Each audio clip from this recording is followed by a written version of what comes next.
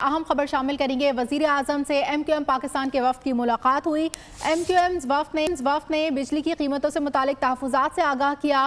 ذرائع کے مطابق سندھ کے شہری علاقوں میں ترقیاتی منصوبوں فنڈز پر بھی گفتگو ہوئی ہے۔ اہم خبر دے رہے ہیں اس وقت آپ کو، مزید تفصیلات جانیں گے بول نیوز کے نمائندے فہد چودھری سے۔ جی فہد چودھری۔ جی دیکھیے، ایم کیو ایم پاکستان کا وفد جو ہے وہ آج پہنچا وزیر اعظم ہاؤس، اور وزیر اعظم شہباز شریف سے انہوں نے ملاقات کی۔ وفد میں ڈاکٹر خالد مقبول صدیقی، مصطفیٰ کمال، فاروق ستار، امین الحق اور جاوید حنیف شامل تھے، جبکہ حکومت کی جانب سے نائب وزیر اعظم اسحاق ڈار، رانا ثناء اللہ اور اعظم نذیر تارڑ بھی اس ملاقات میں شریک تھے۔ ذرائع کے مطابق ایم کیو ایم کے وفد نے وزیر اعظم سے آئینی ترمیم، کراچی، حیدرآباد سمیت سندھ کے دیگر شہروں کے لیے ڈیولپمنٹ فنڈز کی فراہمی پر بات چیت کی۔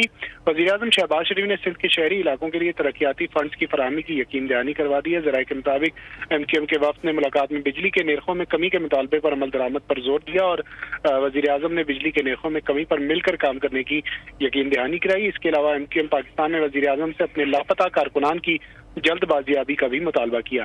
بہت شکریہ فہد چودھری۔